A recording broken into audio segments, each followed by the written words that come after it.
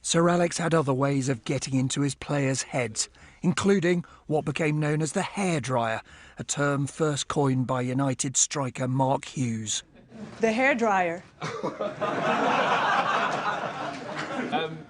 The hairdryer obviously is a myth.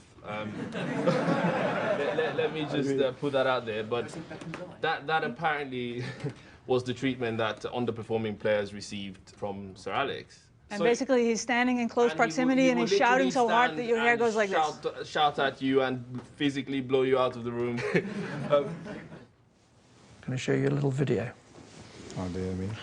Do you know what's coming? No.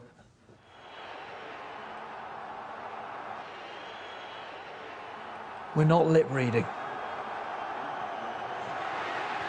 I wasn't well that day. If you were like that on the touchline, I wonder what you're like in the changing room sometimes. I always want to get off my chest, out of my system, and kick on from there. What I said to them remained in the dressing room. I could be really angry, it could be volatile, it could be... But it was over. And the players knew that. They knew that. I never brought up again. I never held a grudge, ever in my life. And when you heard it was called the hairdryer, did you think... Honestly, I didn't like it at the time. Yeah. Honestly, I was a bit annoyed, you know. But now, you have to You can smile. place it in the comedy part, you know.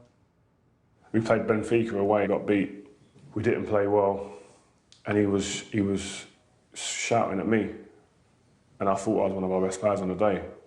And I was thinking, oh, what are you shouting at? So I started going back at him, shouting back.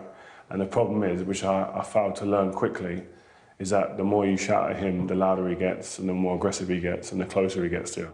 He had that skill of, have you got to put your arm around someone, or have you got to lose your temper to get the best out of them? I remember him having a go at me at half-time, and I had the sort of attitude, right, OK, I'll show him, and played well the second half. So then he quickly knew how I would respond to him losing his temper. That followed me for the next 20 years, so it was a big mistake early on. Giggsy sometimes would have to do one thing wrong in a half. Half-time comes, he would hammer Giggsy. But that was to show the other players no one's exempt from getting hammered, and you better all fix up, because I'm coming for you at full time if you don't sort this out. I remember sometimes when we do something bad or we lost some games, he kicked the chairs and he kicked the boots, he kicked everything, the waters, the drinks, and he's so red and you should pass the ball. It's unbelievable, but it was good because we learned. The great thing about the boss was that the next day it was forgotten, and you'd be walking towards him or approaching him the next day thinking, is he going to have a go at me? And he would just crack a joke, or he would talk about the next game. And how often was it you're just generally furious? You've got to tell people. And how often was there a bit of calculation? A little bit of... Sometimes. Sometimes I would lose my temper when we win. Now, the real reason for losing your temper is because of expectation. I could never visualise us losing a game. You know, by the time I'd picked my team, done the tactics, had my team talk, I was confident we'd always win a game. But, of course, you don't win every game, that's a fact. But when they dropped below their expectation, that annoyed me most, you know? No player was too big to be spared the hairdryer. Ince, Van Nistelrooy, Beckham, following that famous bust-up with a flying boot. No player except perhaps Eric Cantona, United's iconic French superstar, who got very different treatment even after a spectacular lapse in discipline. I want to take you back to a moment I suspect is hard for you, let alone anybody else, to forget. Let's just take a look. Did you see that? I didn't see it at all. I was looking at the pitch.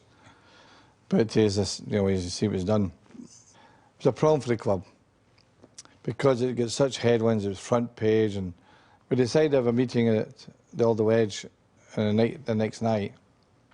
On my way, I got a phone call from Richard Greenbury, who was the chairman of Marks and Spencer's at the time, Richard. And a big United fan. Big United fan.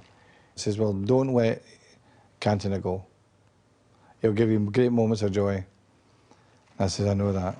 But, you know, it was the mood of the board. So I had to fight the case, like, we must keep him. We can't let him go. We can't give in to the mob. And we decided to suspend him for 4 months. And the FA were, at the time, were happy with it. But somehow they added to it. Ahead of Cantona then, 7 months of training. Dull, laborious, unfulfilling. Expediency may yet mean that, with regret, club and player part company. But as the great disciplinarian, wasn't your first instinct to think, he's blown it? He's a great player, I get on with him, but that's too much. Well, he'd never given us any indication that explosion was there. But I decided to approach it this way. I would speak to him every day, and I would talk to him about football all the time, and he loved it, you know? And that's why all the players say it was my prodigal son. But I think he needed different attention. He needed different ways of dealing with him. He was a different guy from everyone else. He's an amazing human being. But when you saw that image of him kicking a spectator, wasn't there a bit of you thought, that's exactly the ill-discipline that's to stop at this club, I've got to get rid? No. There was something in me that said, I need to do something about it. I need to stand by him, because the world is after him. And it was a bit like no one was there to help him.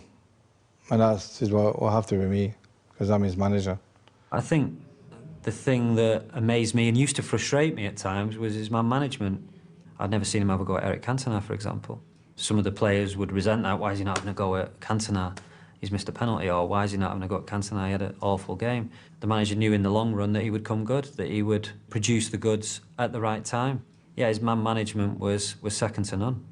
You have always the honesty that allows him to be father, friend, brother of a player, enemy of a player. But enemy for a few seconds.